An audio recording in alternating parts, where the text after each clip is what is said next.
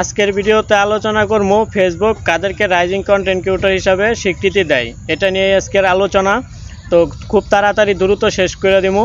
Rising content creator আসলে তারাই পায় যারা নিজের অরিজিনাল ভিডিও ছাড়ে, অন্যের ভয়েস ইউজ করে না। সবসময় চেষ্টা করবেন আপনারা কেউ যদি রাইজিং কন্টেন্ট ক্রিয়েটর হিসাবে একজন হতে চান তাহলে সবসময় নিজের অরিজিনাল ভিডিও ছাড়বেন। আর রাইজিং কন্টেন্ট ক্রিয়েটর মানে কি, এটা আমি বলি, এটা হচ্ছে আপনার আগের তুলনায় ভিউ বাড়বে, বাট আপনার পেজটা গ্রো করবে, এরকম একটা কিছু। ঠিক আছে, আমি যতটুকু জানতে পারছি, আমার নিজের থেকে যতটুকু তথ্য পাইছি, যেটা আমিও পাইছি।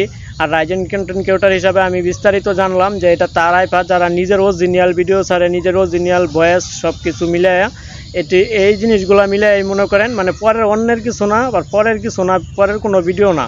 ঠিক আছে, ওরাই রাইজিং কন্টেন্ট ক্রিয়েটর হিসাবে ফেসবুকে ওদেরকে স্বীকৃতি দেয়। এটা আপনারা হয়তো অনেকেই দেখছেন। আসলে এটার কাজ কি আমি বলে দিলাম।